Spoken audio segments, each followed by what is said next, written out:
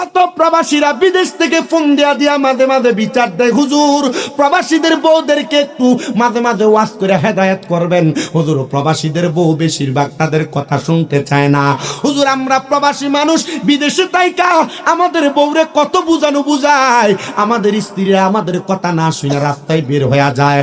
আমাদের স্ত্রীদেরকে যদি বলি বাজারে যাও না, মার্কেটে যাও না, ঘুরতে যাও না, আমাদের কথা না শুনে তারা বাজারে বাজারে মার্কেটে মার্কেটে ঘুরে বেড়ায়।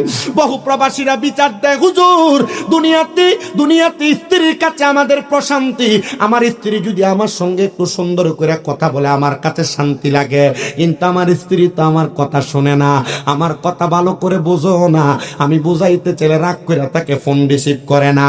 না না রে, ওই তাজপুরের শাহরাস্তির কাজীর কাবেলাকার পর্দার অন্তরালের মা, তোমার স্বামী যদি প্রবাসে থাকে, ঢাকা শহরে আর চট্টগ্রামে বিভিন্ন জায়গায় কাজের কর্মে চলে যায়, তোমার স্বামী তোমার যেমন ভাবে আদেশ করবে তুমি তোমার স্বামীর আদেশটা এমন ভাবে মানবা।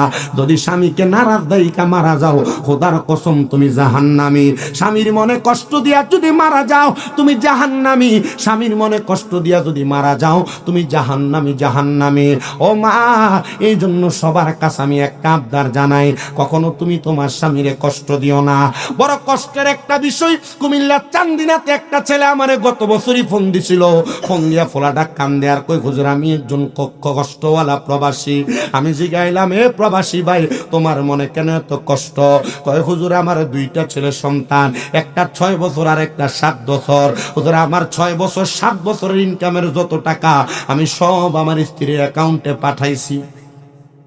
হুজুর আমার স্ত্রীটা গতকালকে আমার 2টা বাচ্চারে ফালাইয়া দিয়া চলে গেছে, কথা বইলা ওই প্রবাসীটা কাঁদতাছে। আমি জিগাইলাম, বউরে বড় ভালোবাসো, মোহাব্বত করো? বলে হ্যাঁ হুজুর মোহাব্বত করে। আমি কই, এই বউয়ের জন্য কেন তুমি কান্না করো? যে বউ তোমার চিন্তা করে নাই, তোমার কামাই করা টাকা পয়সা রক্ত পানি করা টাকা নিয়ে পলায়া গেছে, ওই বউয়ের জন্য কেন কান্দ? ওই প্রবাসীরা কান্দে আর কই, হুজুর আমি আমার স্ত্রীর জন্য কান্দি না, আমি আজকে বিবাহ করলে আমার আরেকটা স্ত্রী আসবে। হুজুর আমার স্ত্রী যদি বিবাহ করে সে তার স্বামী পাবে। হুজুর আমি কান্দি আমার ছোট ছোট 2টা ছেলের জন্য। হুজুর আমি যদি বিবাহ করি আমার ছেলেগুলো এতিমের মতো হইয়া যাবি, সৎ নাকি তারারে আর আগের মতো আদর যত্ন করবি? না না না, করবে না। আমি কইছি ভাই কান্দেন না, কান্দেন না, একটু চিন্তা করেন আর আল্লাহর কাছে দোয়া করেন, আল্লাহ নিয়ে আপনার স্ত্রীটারে ফিরিয়ে দেয়। আমি কইছি ভাই তাহাজ্জুদ নামাজ পড়েন, আল্লাহ নিয়ে আপনার স্ত্রীটারে ফিরিয়ে দেয়। এই পোলা ঠিক 7 দিন পরে আমারে ফোন দিয়া কান্দে, হুজুর আপনার কথা শুনে তাহাজ্জুদ পড়া পড়া কানছি। আমার বউ এখন আমারে ফোন দিয়া কয় তারে আমি ওই জায়গায় আছে তারে আনার জন্য। আমি জিগাইলাম, কি লাগা তুমি আইবা? আর আমার ঘর থেকে আইবাই যে তো যাইলা কেন? এ আমারে শুধু বলছে, স্বামী গো আমার জীবনের সবচাইতে বড় ভুলের একটা আমি কইরা ফালাইছি। আমি জিগাইলাম, কি ভুল করছে? আপনার স্ত্রী কি জবাব দিছে? হুজুর সে যে নাগরের সাথে পলাইছে, ওই নাগর তার কাছে থাকা 12.5 লাখ টাকা নিয়া তারে ছাইরা দিয়া রুম থেকে কই জানি চলে গেছে। আমি চিন্তা করলাম, একটা প্রবাসীর মনে তো কষ্ট লইয়া বউ ফালে, ওই প্রবাসীটার মনে তো কোনো শান্তি নাই, ওই প্রবাসীটার মনে তো কোনো শান্তি নাই। আবার গতকালকে ফেসবুকে যে সুন্দর একটা লাল কাপড় পরা মাইয়া দেখছেন, ওই মাইয়াটা যে প্রবাসীর স্ত্রী, ওই মাইয়াটা বলতেছে আমার স্বামী আমার কোনো চাহিদা পূরণ করে না। বেডি এমনি খুইলা কয় স্বামী কাছে আসা লাগে না, আমার পারিপার্শ্বিক একটু চাহিদা আছে, চাহিদা পূরণ করা লাগে। বউ যদি টিকে রাখতে চাও, তোমরা যারা স্ত্রীকে মারধর করো, স্ত্রীকে গালাগালি করো, স্ত্রীদের ব্যাপারে বাজে বাজে মন্তব্য করে, এই ব্যাপারেও সাবধান থাকবা। কারণ আমরা শুধু মহিলাদের দোষ দিলে চলবে না, মাঝে মাঝে আমরা পুরুষ মানুষের দোষও স্বীকার করা লাগবে। একটু থেকে একটু হইলে আমরা বিডির বাপ দাদার নাম তুলে গালি দেই, দেয় না? দেয় না? একটু থেকে একটু হইলে আমরা পুরুষরা মহিলাদের মা বাবার নাম তুলে গালি দেই। একটু থেকে একটু হইলে কানে গালে চটকনা লাগিয়ে দেই, একটু থেকে একটু হলে চুলের মুডাই ধরে থাপড়াই, একটু থেকে একটু হলে তারা বাপদাদার নাম তুলে গালি দিয়ে তারা বাড়ি থেকে বের করে দেই। কিরে মুসলমান, তুমি কি জানো না তোমার স্ত্রীর কাছে তোমার বড় প্রশান্তি, তোমার স্ত্রীর কাছে তোমার বড় আরাম। জান্নাতের কিছু কিছু স্বাদ আর মজা আমার আল্লাহ তাআলা পুরুষদের জন্য তার স্ত্রীর কাছে দিয়া দিছে। ও পুরুষ মানুষেরা, স্ত্রীদেরকে গালি দিও না, মন্দ কথা বইল না। আমি গত বছরে এই ওয়াজগুলা কইরা দিয়া গেছিলাম, তবুও ঘরে আসার পরে এক মহিলা আমার কাছে বিচার দিছে, হুজুর গত বছর তো আমরা বেরিয়ে তেরে বালা কয় কইছে, হুজুর পুরুষ মানুষরা স্ত্রীদেরকে গালি দেয়, এগুলা কেন বলেন না? আল্লাহর নবী বলে, এ পুরুষের দলেরা, তোমরা তোমাদের স্ত্রীদের মা বাবার নাম তুলে গালি দিও না। নবী গো কেন? আমার নবী কয়, আমি নবী হইলাম মহিলাদের বাবা, আর যদি তুমি তোমার বউরে অমুকের জি কইয়া গালি দাও, তাহলে গালিটা তো যায় নবীর স্ত্রীর উপর আর নবীর উপরে যায় পড়ে। এ মুসলমান, এই জন্য তোমরা তোমাদের স্ত্রীদেরকে গালি দিও না। আমার নবী কয়, তোমরা তোমাদের স্ত্রীদের গালের মধ্যে আঘাত করো না। আর আমরা থাপ্পড়টা দিতে গালটা সেই একবারে ঠক্কর কইরা মারে, না না না মুসলমান, থাপ্পড় মারো না। নবী আমার কয়, তোমাদের স্ত্রীরা তোমাদের কাছে সাময়িক সময়ের মেহমান মাত্র, এই জন্য তোমরা তোমাদের স্ত্রীদেরকে প্রহার করো না। তুমি যে স্ত্রীকে গালি দেওয়ার প্রহার করো, মারো, বেশি শাসন করো, তুমি কি জানো না আমার আল্লাহ তাআলা আদম নবীর বাঁকা হাড় বাম পাজরের এটা দিয়া মহিলাদেরকে বানাইছে। যদি বেশি টাইট দিতে চাও ভাঙ্গা যাবে, আর যদি বেশি ছাড় দিয়া দাও এটা আবার উড়াল পঙ্কি হয়ে যাবে। এই জন্য শালীনতা, সুন্দর কথা, সাবলীল কথার মাধ্যমে যেমনে তুমি বোঝাইতে পারো তোমার স্ত্রীরে, বোঝায়া তুমি তোমার ঘরে প্রবেশ করাও, দেখবা তোমার সংসারে বড় শান্তি। আমি বলছিলাম জান্নাতের আরামের কথা, জান্নাতের মজার কথা, জান্নাতের আরাম আর মজা তো বুঝলেন। এবার জান্নাত পায়া খুশি হইয়েন না, জাহান্নাম নামক একটা জায়গা আছে। এ মুসলমান, দুনিয়া দুনিয়া কইরা বাড়ি ঘরের পাগল হইয়া একটা টিনের ঘর বানাইলে মাথায় পোকা উইটা থাকে। যদি আমার টিনের ঘরটারে বিল্ডিং বানাইতে পারতাম, বিল্ডিং বানানোর পরে মাথায় টেনশন থাকে। যদি ছাদওয়ালা একটা বিল্ডিং বানাইতে পারতাম, 2 তলা 3 তলা ফাউন্ডেশন দিতে পারতাম, একটা জায়গা কিনলে আরেকটা জায়গা কিনার টেনশন আইসা যায়। কেন রে? কবরে যাওয়ার সময় তো একটা কানিকোটা মাটিও নিয়ে যাইতে পারবা না। এই জন্য সবার কাছে আবদার জানায়, আল্লাহর নবী জানাইয়া দেয় যে দুনিয়াতে যত বেশি সম্পদের মালিক, হাসরের ময়দানে তার তত বেশি হিসাব। এই জন্য দুনিয়ার সম্পদের পাগল না হইয়া, টাকা পয়সা ধন দৌলতের পাগল না হইয়া আল্লাহ নবীর প্রেমে পাগল হও। আর যদি তুমি দুনিয়ার সম্পদের পাগল হও, কবরে যাওয়ার পর তুমি এটার কোনো জবাব দিতে পারবা না। আমি এটার উপরে আপনাদেরকে একটা ঘটনা শোনাবো, তার আগে আপনারা একটু জবান খুলে মোহাব্বতে পড়েন। পরের জায়গা পরের জমি, পরের জায়গা পরের জমি, ঘর বানায়া আমি রই, আমি তো সেই ঘরের মালিক নই গো, আমি তো সেই ঘরের মালিক নই। বলো পরের জায়গা পরের জমি, পরের জায়গা মি ঘর বানায়া আমি রই, আমি তো সেই ঘরের মালিক নই রে, আমি তো সেই ঘর খানা যার জমিদারি, আমি পাই না তাগার হুকুম জারি। সেই ঘর খানা যার জমিদারি, আমি পাই না তাগার হুকুম জারি। আমি পাই না জমিদারের দেখা, মনের দুঃখ কারে কই, আমি তো সেই ঘরের মালিক নই। বলো পরের জায়গা পরের জমি, পরের জায়গা পরের জমি, ঘর বানায়া আমি রই, আমি তো সেই ঘরের মালিক নই রে, আমি তো সেই। আরে জমিদারের ইচ্ছা মতো যায় না জমি চাষ, তাই তো ফসল ফলে না রে দুঃখ 12 মাস।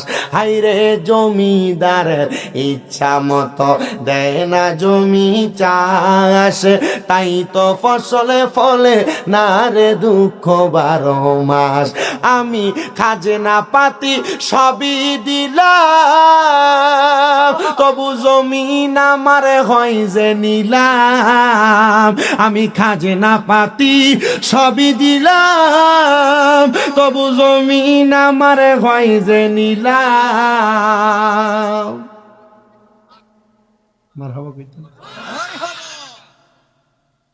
দুনিয়াতে টাকা পয়সা ধন সম্পদ ঘর জায়গা জমি একটা বানাইছে সারাস্তি করে হাজিগঞ্জ, আর একটা বানাইতো, একটা বানাইছে হাজিগঞ্জ করে সাতপুর শহর একটা বানাইতো, একটা বানাইছে সাতপুর করে ঢাকা শহর এক কইলে আরো ভালো হইতো। কথা কন না, চাহিদার শেষ নাই। আর আল্লাহ কয় লা ইউকাল্লিফুল্লাহু নাফসান ইল্লা উসআহা, আমি কারোর সাধ্যের বাহিরে কোনো কিছু ছাফাইয়া দেই না। তুমি একটা বাড়িতে থাকার সাধ্য আছে, আল্লাহ তোমার একটা দিব। দুইটা বাড়িতে মালিক হওয়ার সাধ্য আছে, আল্লাহ তোমার দুইটা দিব। তো তুমি পাগল কেন হইয়া যাও? পাগল হইও না, সব সম্পদের হিসাব দেওয়া লাগবে। কিন্তু আমি যদি এক রাইতে 40-50 হাজার কামাই করি, টেনশন তারই 1 লাখ টাকার একটা বান্ডিল যদি ইচ্ছু। কালকে মাহফিল কিছু মাদারীপুর, তো মোটামুটি অনেক তাড়াতাড়ি বাইরে হয়েছে। আমাদের কুমিল্লার হাইওয়ে পুলিশ অফিসারের বাড়ি মাদারীপুর, রাজৈর থানা লুমদি গ্রাম। এখানে আল্লাহর ওলির মাজার, যেখানে এক পুকুর আছে বিশাল। কোনো মানুষের কোনো কিছু দরকার হইলে রাত্র যে নামাজ পড়ে 2 রাকাত পুকুরের কাছে কিছু চাইলে আল্লাহ তাআলার কুদরতে পুকুর থেকে সকাল ওই জিনিস পেয়ে যেত। ওইটার পাশে এক মাজারের মাহফিল। আমি গেলাম ভাই এখন পাওয়া যায়নি, তো তারা বললো যে না ভাই, এক সময়ে সব যখন পাইতো এক লোকে মাল পাওয়ার পর সব ফেরত দিছে, একটা জিনিস ফেরত দেয় না, না দেওয়ার পর থেকে এখন আর কিছু চাইলে পাওয়া যায়। ওই জায়গায় মাহফিলে গেছে, হাদিয়া মোটামুটি 50। তো এরা যে অ্যাডভান্স 10,000 দিছে, ওয়াজের পর আইনা আরো 50 দিছে।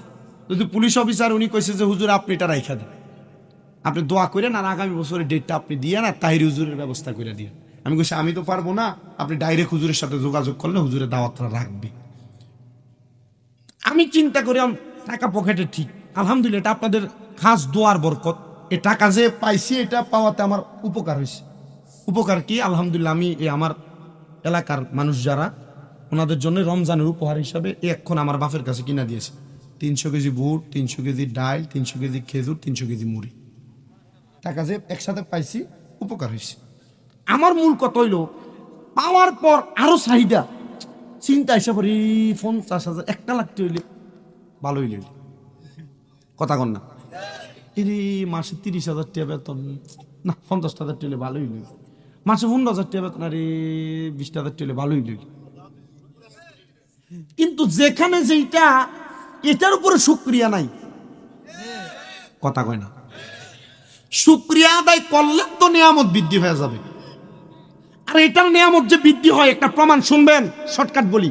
আমার আম্মা আজকে 9 মাসের উপর 10 মাস চলে অসুস্থ, এটার যে একটা বড় নিয়ামত। 10 মাসের অসুস্থতায় আমার প্রায় 8 লাখ 8.5 হয়তো বা 9 লাখ আমার খরচ। আমি ডাক্তারের এই কথা বলছি, ডাক্তার সাহেব আমার মা হাঁটতে পারবে, 10-15 লাখ টাকা নিয়ে যান, আপনি আমার মারে হাঁটার ব্যবস্থা করে দেন। আমার মাথায় হাত বুলে গেছে, শামীম সাহেব টাকা দিয়ে যদি সব হইতো আপনার মা অপারেশনের পরের দিনে হাঁটতো।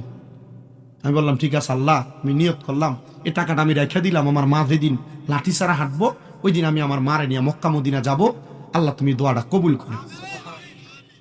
খোদা কি কসম করে কই, আমার আম্মা জান এই যে অসুস্থ হয়েছে, টাকা যে আমি খরচ করছি, আমার টাকা খরচ হয়েছে যে আমার গায়ে লাগে না, কিন্তু আমার মনে একটা টেনশন আছে। রে আমার আম্মারে আমি অসুস্থ হওয়ার আগে কত হাজারবার কইছি, মা আমার ড্রয়ারের চাবি আপনার কাছে, যখন যা ভাল লাগে টাকা খরচ করে ফেলেন, মা এমন কোনো কাম করেন না যে কামের কারণে ডাক্তারের কাছে যাওয়ান লাগবে।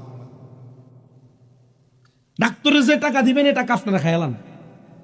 আমি কইছি আমার আম্মারে, কেন ডাক্তারের কাছে যাওয়ার টাকা আমি দিতে পাইলাম, কিন্তু আপনি যে 2 তালা 3 তালা এই পরীক্ষা ওই পরীক্ষা এটা নিয়ে দৌড়াদৌড়ি করবেন, এটা আমার সহ্য হইতো না। আমার আম্মা এখন কান্দে যে ফুতে কইছিল আমার যে টাকা চলে গেছে। আচ্ছা 9 লাখ টাকা আপনার কাছে, আমি এই বয়সে আপনার কাছে কি মনে হয়? বহুত না? আল্লাহর কি অশেষ রহমত, এই সিজনের শুরু দিয়া খরচ হয়েছে। আমি এমনও মাহফিলে গেছি সিলেটে, হাদিয়া 45,000 কথা দিছে, এক মহিলা নিজেই না 30,000 টাকা মুট করে এনে দিয়ে কইছে হুজুর আপনার ওয়াজ যে শুনি ভালো লাগে এটা আপনি রাখেন। বেডির ফুতে বেডির নাতি সবাই না হাদিয়া দেয়। আমি বুঝছি আরে এটা আমার ওয়াজের লেগে দেয় না, ওই যে আমি আমার মারে খেদমত করে এই টাকা পয়সা ব্যয় করছি আল্লাহ আমার এর লেগে দিতেছে।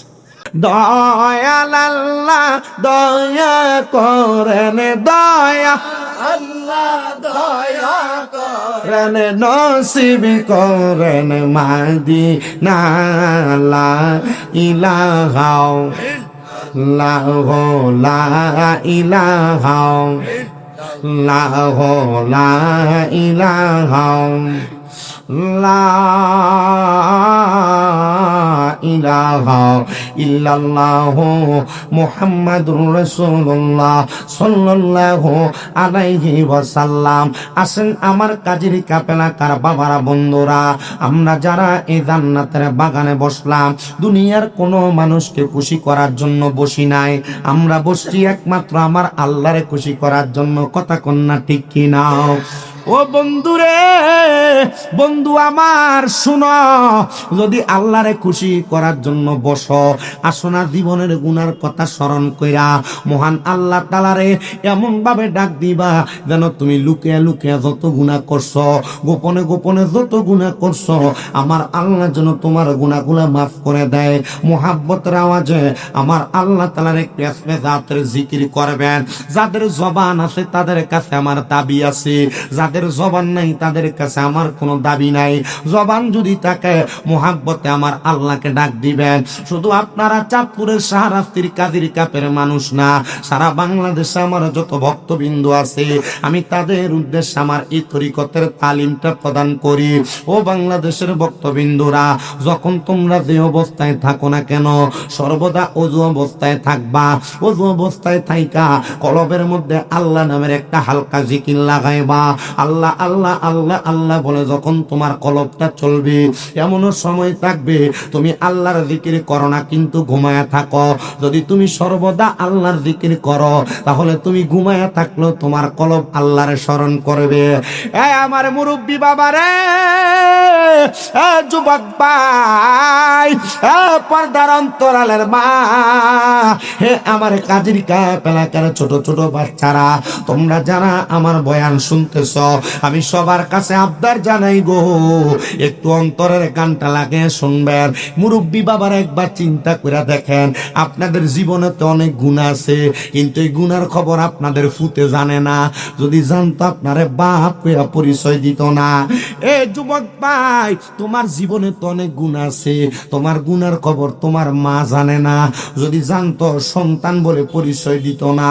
আইরে সবার কথা বাদ দিলাম, আমি শামীম দাদার গুনার খবর আপনার এলাকার মানুষ কেউ জানেন না। যদি জানতেন আপনারা এলাকাতে আমার বক্তা বানিয়ে দাওয়াত দিতেন না। আল্লাহর দরবারে লাখ লাখ শুকরিয়া, আমার আল্লাহ আমার গুনাহগুলা গোপন করে রাখছে। এ পর্দার অন্তরালের মা গো, তোমার জীবনের গুনার খবর তোমার স্বামী জানে না। যদি জানতো ঘরে জায়গা দিত না, আদর সোহাগের বিছানা দিত না। আমার আল্লাহ এত দয়ার আল্লাহ, দয়া কইরা মায়া কইরা আমরার গুনাহগুলা গোপন কইরা রাখছে। কিন্তু আমরা প্রকাশ্যে প্রকাশ্যে কত গুনাহ করি আমাদের এলাকার কেউ জানে না। গোপনের গুনার খবরও জানে না, জানে একমাত্র আমার আল্লাহ। আসেন না রে বাবা, ওই আল্লাহ তাআলারে খুশি করার জন্য মুহাব্বতের আওয়াজে আমার আল্লাহ তাআলার একটু ইস্তেজাতের জিকির করবেন। চোখটা বন্ধ করে কলবে ধাক্কা দিয়া ডাকবেন আল্লাহ আল্লাহ আল্লাহ আল্লাহ আল্লাহ আল্লাহ আল্লাহ আল্লাহ আল্লাহ আল্লাহ আল্লাহ আল্লাহ আল্লাহ আল্লাহ। আমার মুর্শিদ দয়াময় তোমার দেখিবা আর মনে লয় মারহাবা আল্লাহ আল্লাহ। আমার মুর্শিদ দয়াময় তোমারে দেখিবা আর মনে লয় মারহাবা আল্লাহ আল্লাহ তোমারে না দেখলে আমার মনে লাগে বই বাজানো আমার মুর্শিদ দয়া তোমারে দেখিবা আর মনে লয় মারহাবা আল্লাহ আল্লাহ আল্লাহ কদম ডালে বৈশা দয়া বাজাও নামের বাঁশি মারহাবা কদম ডালে বৈশা দয়া বাজাও নামের বাঁশি মারহাবা আল্লাহ আল্লাহ বাঁশির সুর শুনিয়া পাগল হইয়া সইটা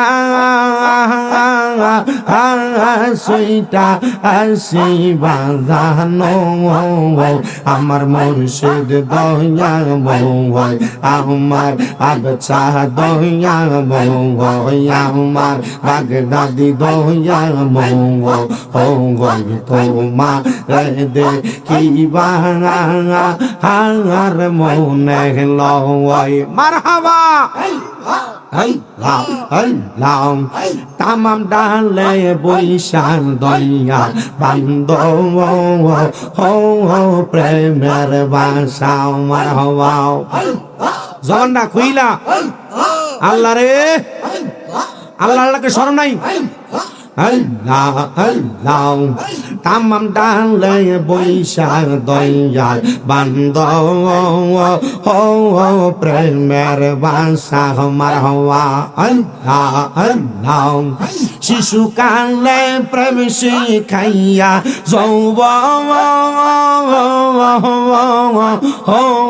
কালে ডাঙ্গা মুর্শিদ আমার বাগদাদি দয়া মঙ্গল আমার কাউকা দয়া মঙ্গল তোমারে দেখিবা আর মনে লয় মারহাবা আল্লাহ আল্লাহ তোমারে না দেখলে ভক্তের মনে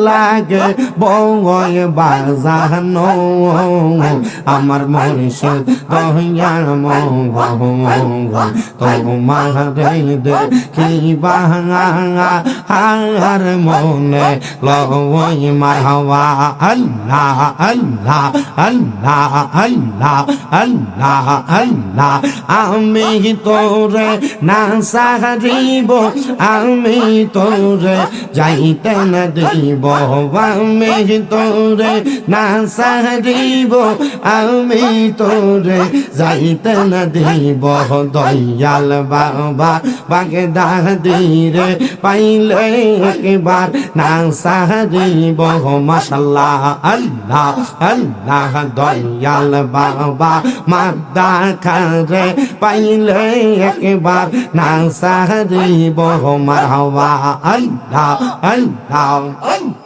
রঙ্গা চরণ মহিষা দিব আর কৌরে না শুনিতে দিব রঙ্গা চরণ মহিষা দিব আর কৌরে না শুনিতে দিব প্রাণের মুর্শিদ তোমায় পাইলে মনের কথা কইলা কইব মারহাবা আল্লাহ আল্লাহ রঙিন ফুলের বাসর দিব আর কাউরে না শুইতে দিব পারলে মুর্শিদ তোমায় পাইলে মনের কথা কইলা কইব মারহাবা আল্লাহ আল্লাহ নয়নে নয়নে রাখি বহর মুর্শিদ তোমায় পাইলে নয়নে নয়নে রাখি বহ মারহাবা আল্লাহ আল্লাহ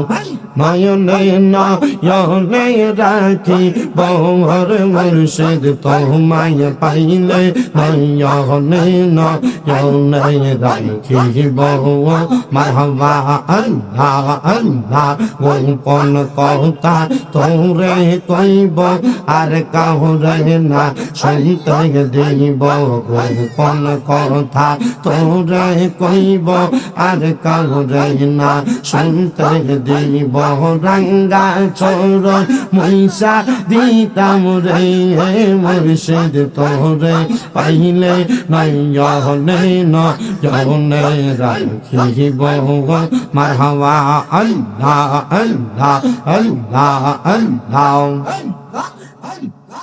লা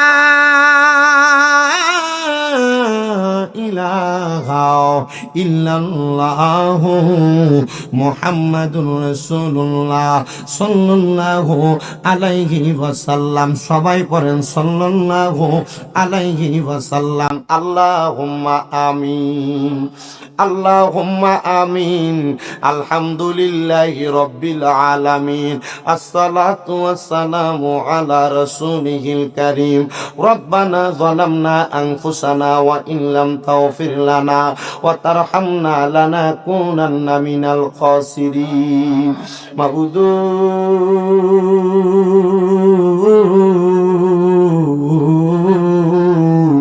মাবুদু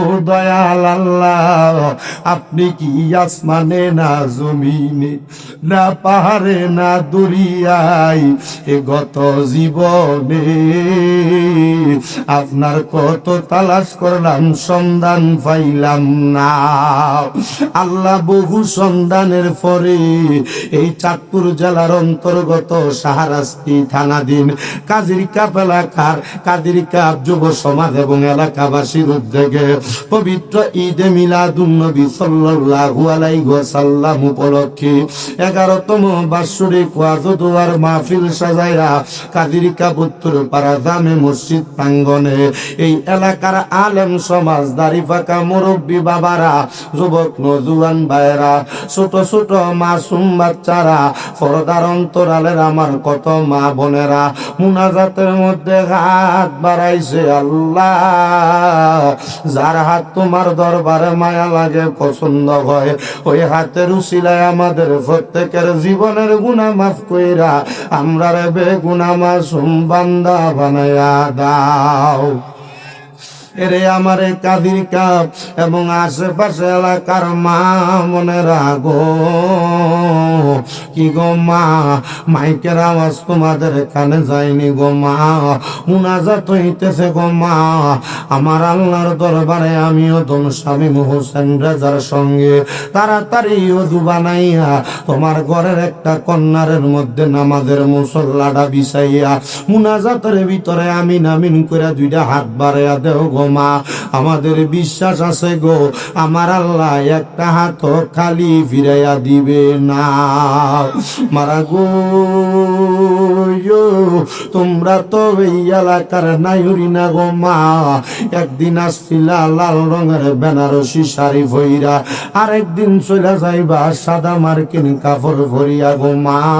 তোমরার মতো কত মা বোনেরা জানি গো অন্ধকার কবরে মুর্দা লাশ শুয়া শুয়া রইছে, আজকের মুনাজাত তারার নসিব হইছে না।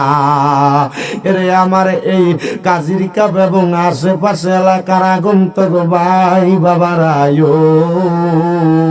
কিরে ভাই, দুনিয়ার কাজকর্ম গুলা বন্ধ হয়েছে নি রে ভাই, মুনাজাত হইতেছে রে ভাই, আমার আল্লাহর দরবারে দেও না দুইটা হাত বাড়াইয়া। জানি না রে ভাই আমার কোন ভাই বাবা মা বোনের জন্য জানি গো আজকের মুনাজাত জীবনের শেষ মুনাজাত করে হাত বাড়াইছে।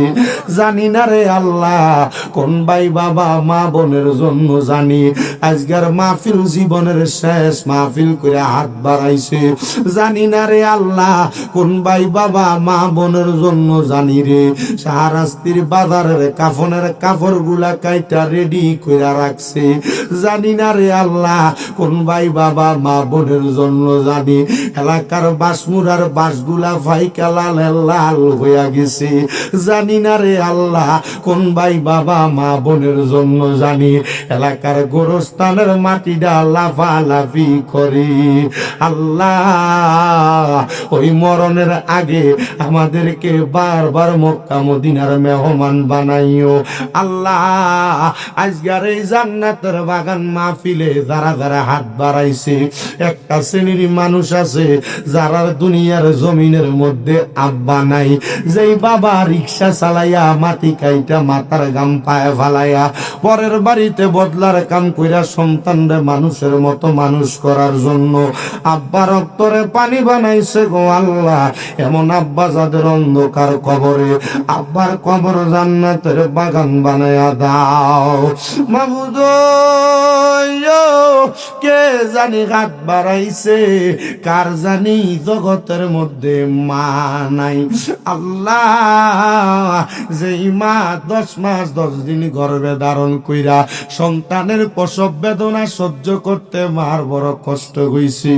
আল্লাহ এমন অনেক সন্তান আছে জন্মগ্রহণ করার সময় মার কলজাটার ভিতরে একটা লাত্তি দিয়া দুনিয়াতে আইছে, মা এখনো পর্যন্ত জন্মদানের ব্যথা সহ্য করি। আল্লাহ মাঘ মাসের শীতের দিনে বিছানার ডান দিকে যদি প্রস্রাব করে দিত, মা টান দিয়া বাম দিকে লইয়া যাইত। বাম দিকে যদি প্রস্রাব করত, মা বিদা জায়গায় ঘুমাইয়া সন্তানটারে শুকনা জায়গায় ঘুমড়াইতো। আল্লাহ এমন মাজার কবর দেশে রাইখো তোমার মায়ার নজরে, সেই মায়ের কবরেতে আযাব তুমি দিও না। দুঃখের দরদি আমার জনম দুঃখী মা। আল্লাহ তোমার কোন বান্দা জানায় মা হারায় আঘাত বাড়াইছে, কোন বান্দা জানি বাপ হারায় আঘাত বাড়াইছে। আল্লাহ তাদের আম্মা আব্বার কবর জান্নাতের বাগান বানায়া দাও। আল্লাহ যাদের মা বাবা বেঁচে আছে হায়াতের মধ্যে বরকত দিয়া দাও। অনেকের মা অসুস্থ, তাদের আম্মারে সুস্থ বানিয়ে দাও। আল্লাহ আমার মা আজকে 9 মাসের উপরে বিছানায় অসুস্থ অবস্থায় পড়া, আমার মাটারে তুমি সুস্থতার নেয়ামত দান কইরা দাও। এই কাজীর গাপের মাহফিলে কে জানি হাত বাড়াইছে, মাও নাই বাবাও নাই, একবারে এতিম। আল্লাহ তাদের আম্মা আব্বার খবরে আর আযাব দিও না। মরিয়া গিয়াছেন আল্লাহ, আল্লাহ দারার মাও বাপ মাফ করিয়া ডান্না গো আল্লাহ কয়বরে রাজা। আকাশেতে চন্দ্র সূর্য আল্লাহ উঠে বারে বার, কবর দেশে যারার গো মা বাপ ফিরিল না। আল্লাহ যাদের মা বাবা কবরে, আম্মা আব্বার কবর জান্নাতের বাগান বানায়া দাও। যাদের মা বাবা বেঁচে আছে হায়াতে বরকত দান কইরা দাও। এই কাজীর কাপের মাহফিলে যারা টাকা দিয়া, পয়সা দিয়া, শ্রম দিয়া, বুদ্ধি দিয়া, পরামর্শ দিয়া, মাইক দিয়া, লাইট দিয়া, প্যান্ডেল দিয়া, মিডিয়ার ভাইয়েরা সহ সম্মানিত শ্রোতা মণ্ডলী, পুরুষেরা, পর্দার অন্তরালের মা বোনেরা, তাবারকের জন্য যারা চাউল দিয়া, মশলাপাতির খরচ দিয়া, গোশত দিয়া সহযোগিতা করেছে, আল্লাহ তাদের প্রত্যেকের দান তোমার দরবারে কবুল করে নাও। আমার অনেক প্রবাসী ভাইয়েরা বিদেশ থেকে দোয়া চাই, আল্লাহ আমার প্রত্যেক প্রবাসী রেমিটেন্স যোদ্ধাদেরকে তুমি কবুল করে নাও। প্রবাসীদের কামাই রুজিতে বরকত দাও, প্রবাসীদের হায়াতে বরকত দাও, প্রবাসীদের রিজিকে বরকত দাও, প্রবাসীদের শরীর স্বাস্থ্য সুস্থ রাখো। আল্লাহ প্রবাসী যাদের টাকা মানে কামার ব্যবস্থা করে দাও। অনেক প্রবাসীরা কাজকর্ম পায় না, কাজকর্মের ব্যবস্থা করে দাও আল্লাহ। সৌদি আরবের রিয়াদ থেকে আমার ভক্ত মুহাম্মদ ইকবাল এবং তার ভাই জাকারিয়া দোয়া চাইছে, আল্লাহ তার দোয়া তুমি কবুল করে নাও। আমি যখন মোশাররফ ভাইয়ের ঘরে আসছি, একজন মা জননী ওনার চাচি আম্মার পক্ষ থেকে দোয়ার আরজি নিয়ে আসছে, ওনার মা বাবার জন্য দোয়ার আরজি নিয়ে আসছে, ওনার স্বামী বিদেশ যাবে দোয়ার আরজি নিয়ে আসছে। আল্লাহ তাদের প্রত্যেকের খাস দোয়াগুলা তোমার দরবারে তুমি কবুল করে নাও। আল্লাহ এই মাহফিল যারা কষ্ট করে আঞ্জাম দিয়েছে, আল্লাহ তাদের প্রত্যেকের মনের আশাগুলা পূরণ করো। আল্লাহ আমাদেরকে মরণ দিবা দুঃখ নাই, তবে বেঈমান বানিয়ে মরণ দিও না। সমস্ত পৃথিবীর যত জায়গায় মুসলমানরা নির্যাতিত, মাজলুম মুসলমানদেরকে তুমি হেফাজত করে আমাদের প্রত্যেকের মরণের আগে আখিরি জবানে মধুর কালেমা পড়ে দিয়েন, লা ইলাহা ইল্লাল্লাহ মুহাম্মাদুর রাসূলুল্লাহ সাল্লাল্লাহু আলাইহি ওয়াসাল্লাম। একটা জবানও বন্ধ রাখবেন না। এবার আপনারা বলেন, মুনাজাত করে দোয়া চাইলাম একজনের কাছে, তিনি কি? আস্তে কইছে, জোরে কন্যা, তিনি কি? বাজান আমার একটু গভীর মনোযোগ দিয়া ওয়াজ দেয় বা শুনবেন। যেহেতু মুনাজাত করে দোয়া করে আপনাদেরকে একটা মনোযোগের মধ্যে আনছি, আমি আমার ওয়াজ করলে এলাকার 2 শ্রেণীর মানুষ একটু বেজার হয়। আমার ওয়াজ যদি কোরআন সুন্নাহ মোতাবেক চলে, আর যদি কোনো মানুষ বেজার হয় আপনাদের অসুবিধা হবে। 1 নাম্বার, এলাকাতে যদি কোনো সুদখোর থাকে, সুদখোরের উপর ওয়াজটা ফরব। সুদখোর যদি বেজার হয় আপনাদের কোনো অসুবিধা আছে? এলাকায় যদি কোনো গোশখোর থাকে, গোশখোরের উপর ওয়াজটা ফরব, আপনাদের কোনো অসুবিধা আছে? বলে হুজুর কেন? সুদখোর গোশখোর বেজার হইলে আমরার অসুবিধা কি? কারণ আমাদের এলাকার মধ্যে এমন একটা সিস্টেম হয়ে গেছে, সুদখোর গুলারকে দইরা মানুষ মসজিদের সভাপতি বানায়। কথা কই না?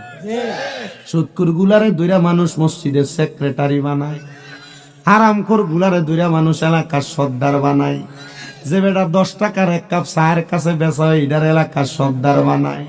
কথা কন না বাবা, ঠিক কিনা? আমি আমার ওয়াজের ধারাবাহিকতাটা একটু সেদিকে নিয়ে যাব। আপনারা একটু মনোযোগ দিয়ে আমার ওয়াজটা শোনার চেষ্টা করবেন।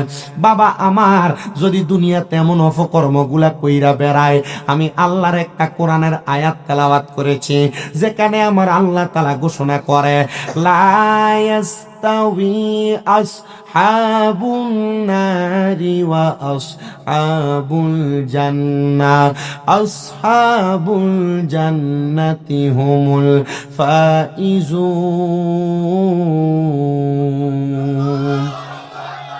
আপনারা কষ্ট হইতেছে মনে, আল্লাহু আকবার কইলে মনে গুণ হইব, পুলিশ ধরে জিগিব, একটু মহাব্বতে কর না আল্লাহু আকবার। কারিমার মধ্যে আমার আল্লাহ তাআলা কি বলে শুনেন। আল্লাহ বলে, যারা জান্নাতি এবং যারা দুজুকি তারা একরকম না। আল্লাহ কেন একরকম না? আল্লাহ কয়, বান্দা আসহাবুল জান্নাতি হুমুল ফাইজুন। যারা, আজকে তোমরা একটু ডিস্টার্ব করতেছো কেন? বসতেছো দেখছেন নি তো, বসে না রে। এই শোলা, তুমি বসো না কেন? কইও না মিয়া, দমক দিতে ভাল লাগেনি? তোমরা আমার বড় ভাইয়ের মতো, কেমনটা লাগে কোন?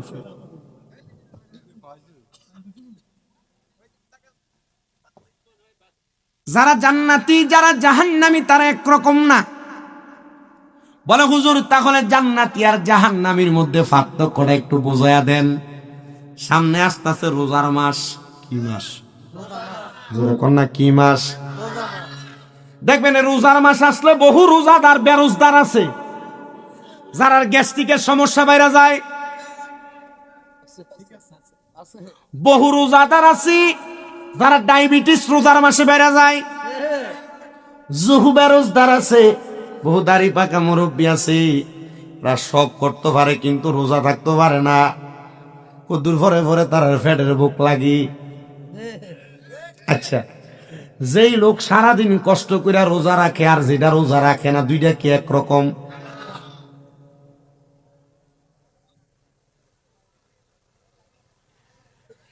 এক কাজের কাপেলাকার মানুষ।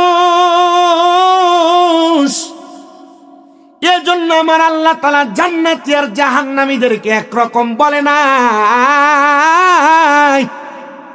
যারা জান্নাতি তাদেরকে বলেছেন সফল কাম।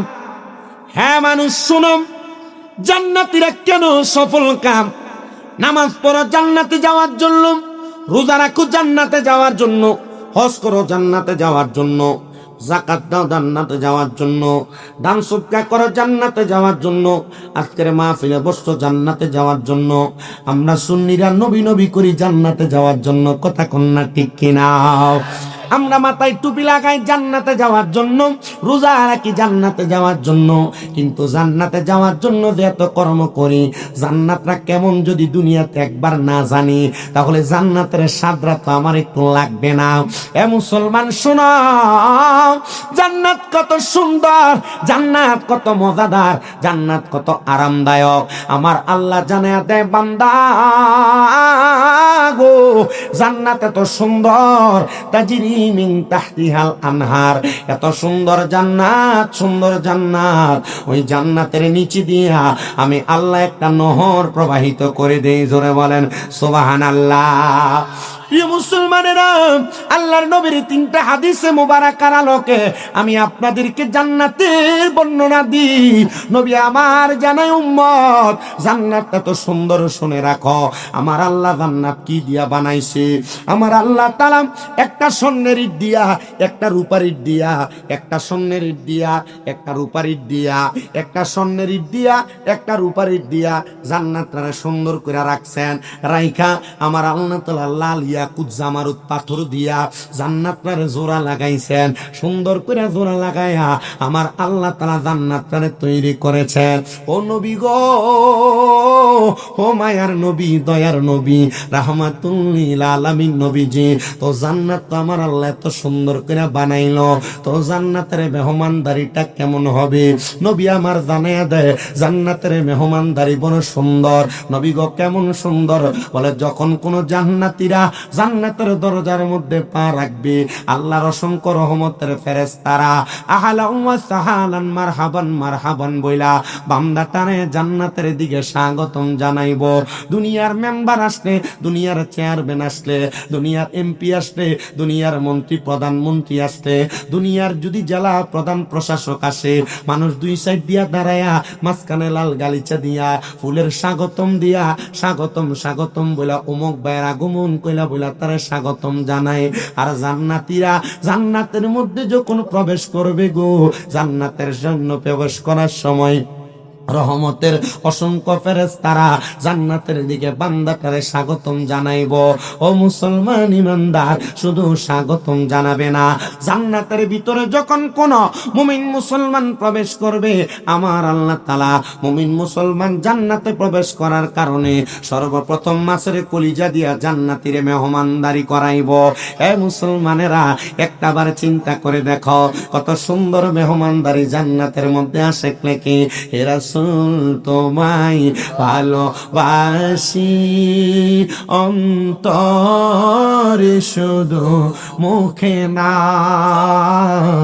জান্নাতের আশায় নয় হে রাসূল, জাহান্নাম কেউ আহে রাসূল তোমায় ভালোবাসি অন্তরে, শুধু মুখে না, জান্নাতের আশায় নয় হে রাসূল, জাহান্নাম কেউ ডরি না। তোমায় পাওয়ার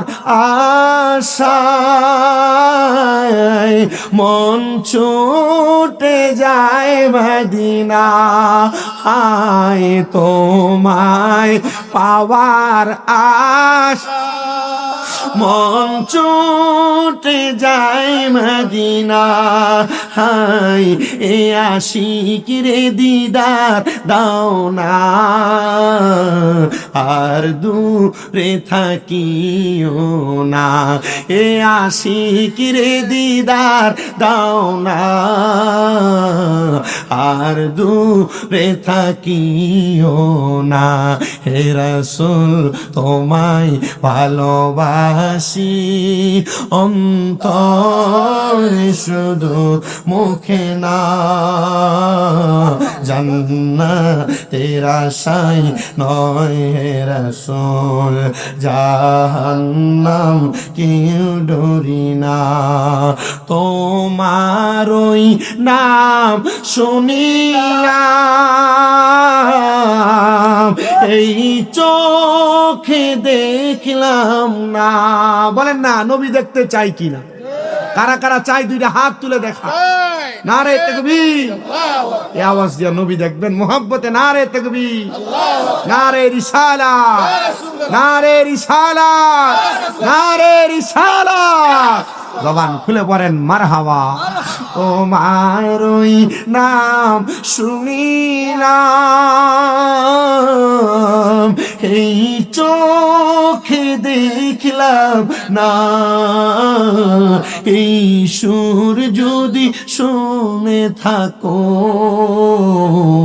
একবার দেখা দাও না। হে রাসূল তোমায় ভালোবাসি অন্তরে শুধু মুখে না, জান্নাতের আশায় নয় হে রাসূল, জাহান্নাম কেউ ডরি না। কত আশিক যাই মদিনায়,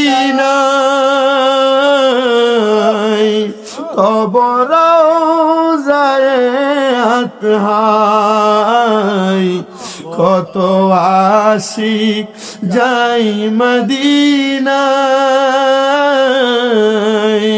কবর যায় আতহাই। হে গরিবের হার জি শুনো, মোরে খাবে দেখা দাও না। হে গরিবের হার জি শুনো, মোরে স্বপনে দেখা দাও না। হে রাসূল তোমায় ভালোবাসি মুখে না, জান্নাতের আশায় নয় হে রাসূল, জাহান্নাম কেউ ডরি না। এ আমার কাজীর কাবেলাকার প্রিয় মুসলমান গো, আমরা সুন্নিদের একটা দোষ আছে, আমরা সুন্নিরা নাকি শুধু নবী নবী করি। কথা কন না ঠিক কিনা? এ সুন্নি মুসলমান কেন নবী নবী করি? এই প্রশ্ন যদি তুমি আমাকে বলো, এ সুন্নি যুবকেরা যদি তোমরা আমারে বলো, এ শামীম নেদা সুন্নিরা কেন নবী নবী করে, কেন কাজীর কাপের যুবকেরা এলাকাবাসীরা মিলাদুন নবীর মাহফিল সাজাইছে, নবী নবী করতেছে, এটার উত্তর হবে একটা, যখন আমার আল্লাহ নবীর নূর মুবারক বানাইছে, আমার নবীর নূর মুবারক তখন উম্মত উম্মত করছে।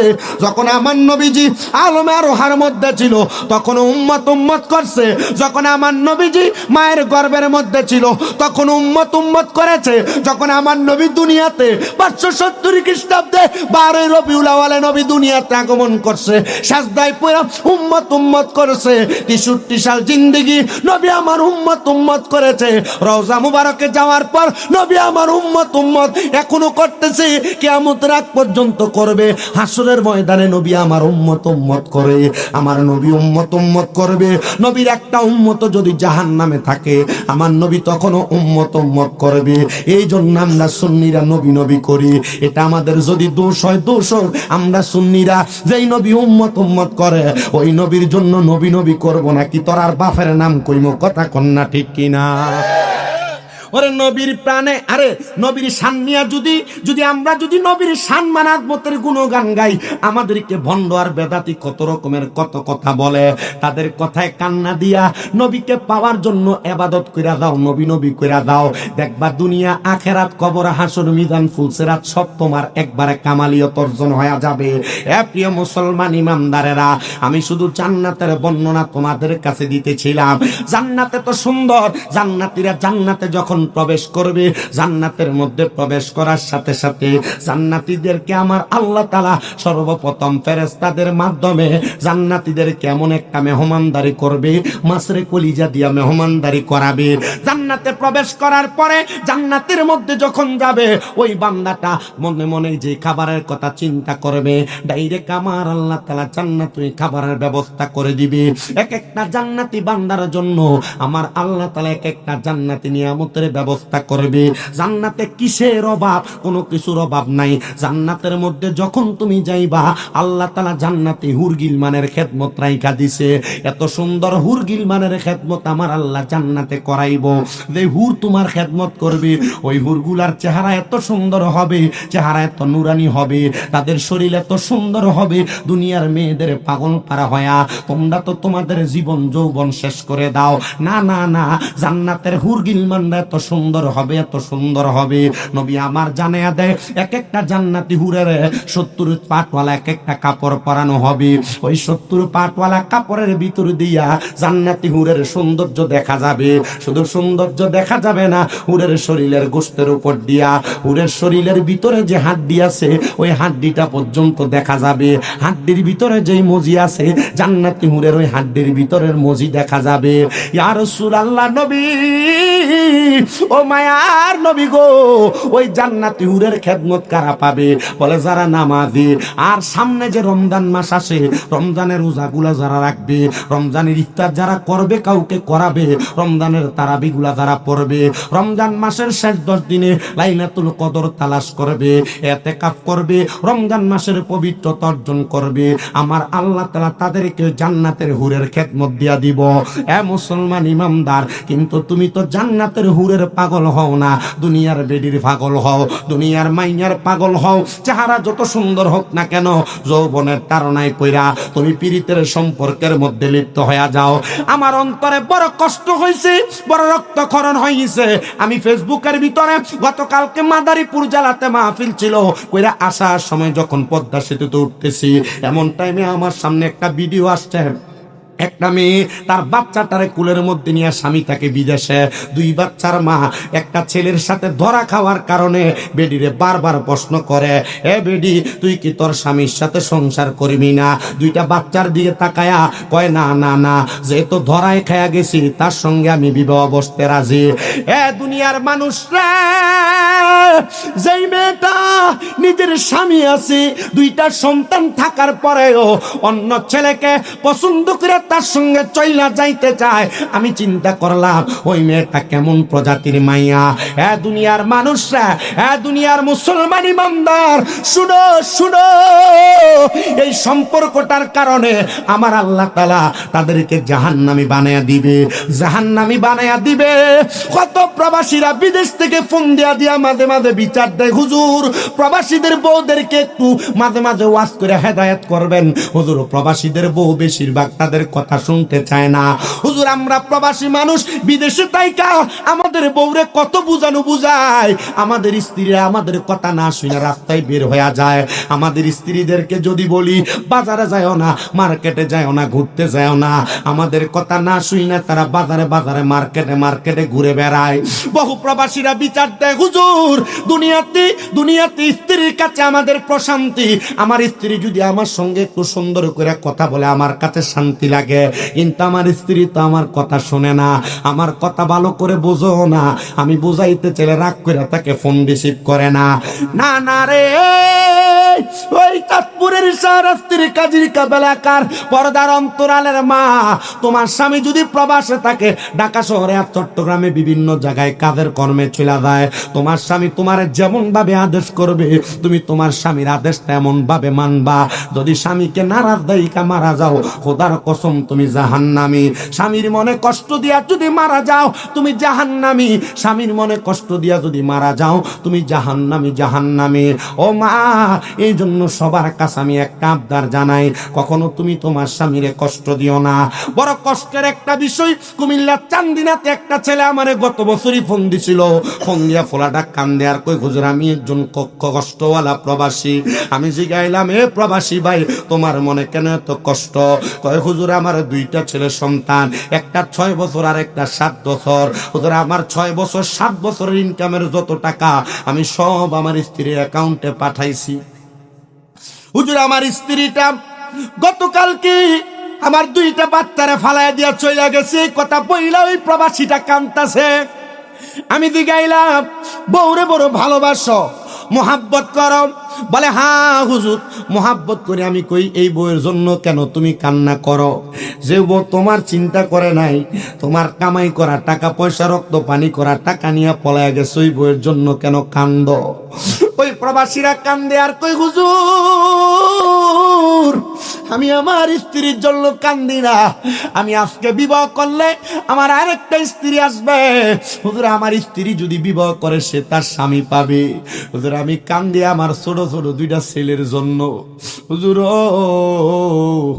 আমি যদি বিবাহ করি আমার ছেলেগুলো এতিমের মতো হইয়া যাবে। সৎ নাকি তারারে আর আগের মতো আদর যত্ন করবি? না না না করবে না। আমি কইছি ভাই কান্দেন না, কান্দেন না, একটু চিন্তা করেন আর আল্লাহর কাছে দোয়া করেন, আল্লাহ নিয়ে আপনার স্ত্রীটারে ফিরে দেয়। আমি কইছি ভাই তাহাজ্জুদ নামাজ পড়েন, আল্লাহ নিয়ে আপনার স্ত্রীটারে ফিরে দেয়। এই পোলা ঠিক 7 দিন পরে আমারে ফোন দিয়া কান্দে, হুজুর আপনার কথা শুনে তাহাজ্জুদ পড়া পড়া কানছি। আমার বউ এখন আমারে ফোন দিয়া কয় তারে আমি ওই জায়গায় আছে তারে আনার জন্য। আমি জিগাইলাম, কি লাগা তুমি আইবা? আর আমার ঘর থেকে আইবাই যে তো যাইলা কেন? এ আমারে শুধু বলছে, স্বামী গো আমার জীবনের সবচাইতে বড় ভুলের একটা আমি কইরা ফালাইছি। আমি জিগাইলাম, কি ভুল করছে? আপনার স্ত্রী কি জবাব দিছে? হুজুর সে যেই নাগরের সাথে পলাইছে, ওই নাগর তার কাছে থাকা 12.5 লাখ টাকা নিয়া তারে ছাইরা দিয়া রোম থেকে কই জানি চলে গেছে। আমি চিন্তা করলাম, একটা প্রবাসীর মনে তো কষ্ট লইয়া বউ ফালে, ওই প্রবাসীটার মনে তো কোনো শান্তি নাই, ওই প্রবাসীটার মনে তো কোনো শান্তি নাই। আবার গতকালকে ফেসবুকে যে সুন্দর একটা লাল কাপড় পরা মাইয়া দেখছেন, ওই মাইয়াটা যে প্রবাসীর স্ত্রী, ওই মাইয়াটা বলতেছে আমার স্বামী আমার কোনো চাহিদা পূরণ করে না। বেডি এমনি খুইলা কয়, স্বামী কাছে আসা লাগে না, আমার পারিপার্শ্বিক একটু চাহিদা আছে, চাহিদা পূরণ করা লাগে। বউ যদি টিকে রাখতে চাও, তোমরা যারা স্ত্রীকে মারধর করো, স্ত্রীকে গালাগালি করো, স্ত্রীদের ব্যাপারে বাজে বাজে মন্তব্য করে, এই ব্যাপারেও সাবধান থাকবা। কারণ আমরা শুধু মহিলাদের দোষ দিলে চলবে না, মাঝে মাঝে আমরা পুরুষ মানুষের দোষও স্বীকার করা লাগবে। একটু থেকে একটু হইলে আমরা বিডির বাপ দাদার নাম তুলে গালি দেই, দেয় না? দেয় না? একটু থেকে একটু হইলে আমরা পুরুষরা মহিলাদের মা বাবার নাম তুলে গালি দেই। একটু থেকে একটু হইলে কানে গালে চটকনা লাগিয়ে দেই। একটু থেকে একটু হইলে চুলের মুড়াই ধরে থাপড়াই। একটু থেকে একটু হইলে তারা বাপদাদার নাম তুলে গালি দিয়ে তারা বাড়ি থেকে বের করে দেই। কিরে মুসলমান, তুমি কি জানো না তোমার স্ত্রীর কাছে তোমার বড় প্রশান্তি, তোমার স্ত্রীর কাছে তোমার বড় আরাম।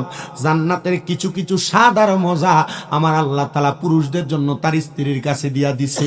ও পুরুষ মানুষেরা, স্ত্রীদেরকে গালি দিও না, মন্দ কথা বইলো না। আমি গত বছর এই ওয়াজগুলা কইরা দিয়া গেছিলাম, তবুও ঘরে আসার পরে এক মহিলা আমার কাছে বিচার দিছে, হুজুর গত বছর তো আমরা বেরিয়ে তেরে বালা কওয়াই কইছে, হুজুর পুরুষ মানুষরা স্ত্রীদেরকে গালি দেয়, এগুলা কেন বলেন না? আল্লাহর নবী বলে, এ পুরুষের দলেরা, তোমরা তোমাদের স্ত্রীদের মা বাবার নাম তুলে গালি দিও না। নবী গো কেন? আমার নবী কয়, আমি নবী হইলাম মহিলাদের বাবা, আর যদি তুমি তোমার বউরে অমুকের জি কইয়া গালি দাও, তাহলে গালিটা তো যায় নবীর স্ত্রীর উপর আর নবীর উপরে যায় পড়ে। এ মুসলমান, এই জন্য তোমরা তোমাদের স্ত্রীদেরকে গালি দিও না। আমার নবী কয়, তোমরা তোমাদের স্ত্রীদের গালের মধ্যে আঘাত করো না। আর আমরা থাপ্পড়টা দিতে গালটা সেই একবারে ঠক্কর কইরা মারে। না না না মুসলমান, থাপ্পড় মারো না। নবী আমার কয়, তোমাদের স্ত্রীরা তোমাদের কাছে সাময়িক সময়ের মেহমান মাত্র, এই জন্য তোমরা তোমাদের স্ত্রীদেরকে প্রহার করো না। তুমি যে স্ত্রী স্ত্রীকে গালি দেওয়ার প্রহার করো, মারো, বেশি শাসন করো। তুমি কি জানো না আমার আল্লাহ তাআলা আদম নবীর বাঁকা হাড় বাম পাগরের এটা দিয়া মহিলাদেরকে বানাইছে। যদি বেশি টাইট দিতে চাও ভাঙ্গা যাবে, আর যদি বেশি ছাড় দিয়া দাও এটা আবার উড়াল পঙ্কি হয়ে যাবে। এই জন্য শালীনতা, সুন্দর কথা, সাবলীল কথার মাধ্যমে যেমনে তুমি বোঝাইতে পারো তোমার স্ত্রীরে, বোঝায় তুমি তোমার ঘরে প্রবেশ করাও, দেখবা তোমার সংসারে বড় শান্তি। আমি বলছিলাম জান্নাতের আরামের কথা, জান্নাতের মজার কথা, জান্নাতের আরাম আর মজা তো বুঝলেন। এবার জান্নাত পায়া খুশি হইয়েন না, জাহান্নাম নামক একটা জায়গা আছে। এ মুসলমান, দুনিয়া দুনিয়া কইরা বাড়ি ঘরের পাগল হইয়া একটা টিনের ঘর বানাইলে মাথায় পোকা উইটা থাকে। যদি আমার টিনের ঘরটারে বিল্ডিং বানাইতে পারতাম, বিল্ডিং বানানোর পরে মাথায় টেনশন থাকে। যদি ছাদওয়ালা একটা বিল্ডিং বানাইতে পারতাম, 2 তলা 3 তলা ফাউন্ডেশন দিতে পারতাম, একটা জায়গা কিনলে আরেকটা জায়গা কিনার টেনশন আইসা যায়। কেন রে, কবরে যাওয়ার সময় তো একটা কানি কোটা মাটিও নিয়ে যাইতে পারবা না। এই জন্য সবার কাছে আবদার জানায়, আল্লাহর নবী জানায়া দেয় যে দুনিয়াতে যত বেশি সম্পদের মালিক, হাসরের ময়দানে তার তত বেশি হিসাব। এই জন্য দুনিয়ার সম্পদের পাগল না হইয়া, টাকা পয়সা ধন দৌলতের পাগল না হইয়া আল্লাহ নবীর প্রেমে পাগল হও। আর যদি তুমি দুনিয়ার সম্পদের পাগল হও, কবরে যাওয়ার পর তুমি এটার কোনো জবাব দিতে পারবা না।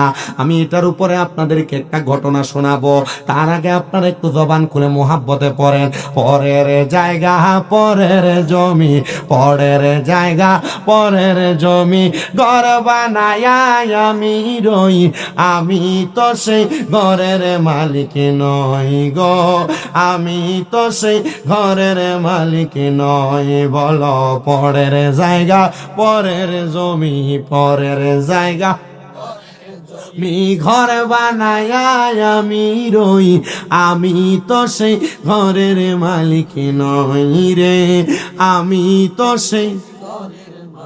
সেই ঘর খানা যার জমিদারি, আমি পাই না তাগার হুকুম জারি। সেই ঘর খানা যার জমিদারি, আমি পাই না তাগার হুকুম জারি। আমি পাই না জমিদারের দেখা মনের দুঃখ কারে কই, আমি তো সেই ঘরের মালিক নই। বলো পরের জায়গা পরের জমি, পরের জায়গা পরের জমি, ঘর বানায়া আমি রই, আমি তো সেই ঘরের মালিক নই রে, আমি তো সেই। আরে জমিদারের ইচ্ছা মতো যায় না জমি চাষ, তাই তো ফসল ফলে না রে দুঃখ 12 মাস। হাই রে জমিদারের ইচ্ছা মতো দেয় না জমি চাষ, তাই তো ফসলে ফলে না রে দুঃখ 12 মাস। আমি খাজনা পাতি সবই দিলাম, তবু জমিন আমার হয় যে নিলাম। আমি খাজনা পাতি সবই দিলাম, তবু জমিন আমার হয় যে নিলাম।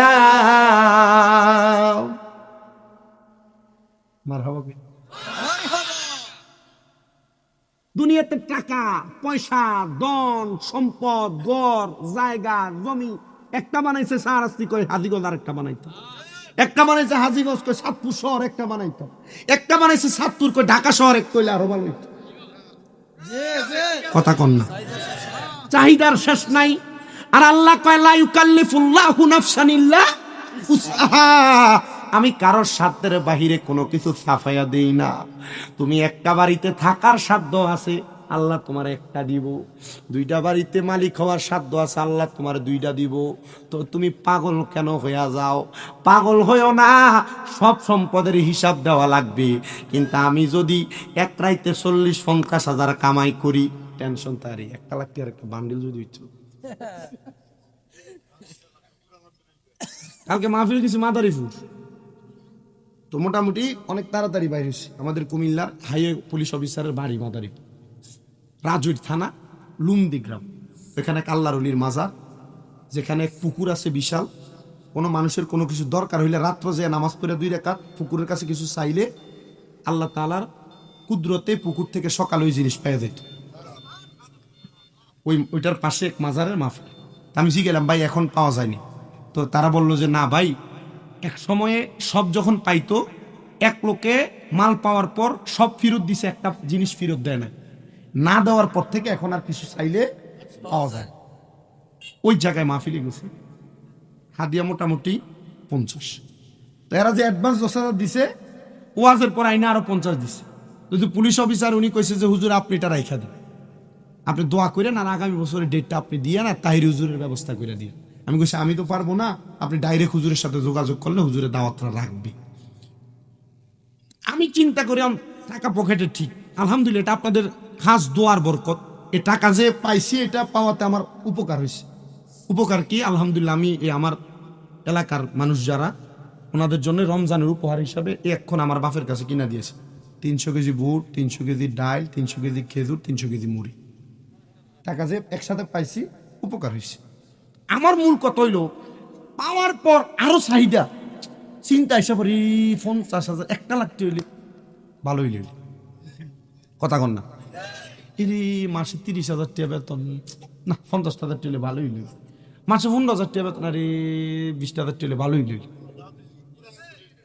কিন্তু যেখানে যেটা, এটার উপরে শুকরিয়া নাই, কথা কয় না। শুকরিয়া আদায় করলে তো নিয়ামত বৃদ্ধি হয়ে যাবে। আর এটার নিয়ামত যে বৃদ্ধি হয় একটা প্রমাণ শুনবেন, শর্টকাট বলি। আমার আম্মা আজকে 9 মাসের উপর 10 মাস চলে অসুস্থ। এটার যে একটা বড় নিয়ামত। 10 মাসের অসুস্থতায় আমার প্রায় 8 লাখ 8.5 হয়তো বা 9 লাখ আমার খরচ। আমি ডাক্তারের এই কথা বলছি, ডাক্তার সাহেব আমার মা হাঁটতে পারবে, 10-15 লাখ টাকা নিয়ে যান, আপনি আমার মারে হাঁটার ব্যবস্থা করে দেন। আমার মাথায় হাত বুলে গেছে, শামীম সাহেব টাকা দিয়ে যদি সব হইতো আপনার মা অপারেশনের পরের দিনে হাঁটতো।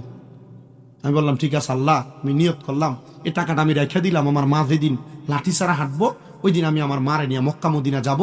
আল্লাহ তুমি দোয়াটা কবুল করো। খোদা কি কসম করে কই, আমার আম্মা জান এই যে অসুস্থ হয়েছে, টাকা যে আমি খরচ করছি, আমার টাকা খরচ হয়েছে যে আমার গায়ে লাগে না, কিন্তু আমার মনে একটা টেনশন আছে। আরে আমার আম্মারে আমি অসুস্থ হওয়ার আগে কত হাজারবার কইছি, মা আমার ড্রয়ারের চাবি আপনার কাছে, যখন যা ভাল লাগে টাকা খরচ করে ফেলেন, মা এমন কোনো কাম করেন না যে কামের কারণে ডাক্তারের কাছে যাওয়ান লাগবে। ডাক্তারের যে টাকা দিবেন এই টাকা আপনারা খাইলাম। আমি কইছি আমার আম্মারে, কেন ডাক্তারের কাছে যাওয়ার টাকা আমি দিতে পাইলাম, কিন্তু আপনি যে 2 তালা 3 তালা এই পরীক্ষা ওই পরীক্ষা এটা নিয়ে দৌড়াদৌড়ি করবেন, এটা আমার সহ্য হইতো না। আমার আম্মা এখন কান্দে যে ফুতে কইছিল আমার যে টাকা চলে গেছে। আচ্ছা 9 লাখ টাকা আপনার কাছে, আমি এই বয়সে আপনার কাছে কি মনে হয়? বহুত না? আল্লাহর কি অশেষ রহমত, এই সিজনের শুরু দিয়া খরচ হয়েছে। আমি এমনও মাহফিলে গেছি সিলেটে, হাদিয়া 45,000 কথা দিছে, এক মহিলা নিজে আইনা 30,000 টাকা মুট করে আইনা দিয়া কইছে হুজুর আপনার ওয়াজ যে শুনি ভাল লাগে, এটা আপনি রাখেন। বেডির ফুতে বেডির নাতি সবাই না হাদিয়া দেয়। আমি বুঝছি আরে এটা আমার ওয়াজের লাগে দেয় না, ওই যে আমি আমার মারে খেদমত করে এই টাকা পয়সা ব্যয় করছি, আল্লাহ আমার এর লেগে দিতেছে। এখন তো পোলাপান মা বাপরে কষ্ট দেয়, আঘাত দেয়, ধমক দেয়, মারে, ঘর থেকে বাইর করে দেয়, খানা দেয় না, বউ ভাইয়া মা বাপের কথা শোনেন, এমন হয় না? বহুত অহরহর হয়, হয় না? অভাব নাই, একবারে বেশির চাইতে বেশি আছে না, অনেক আছে। মা বাপরে যে জুদা করে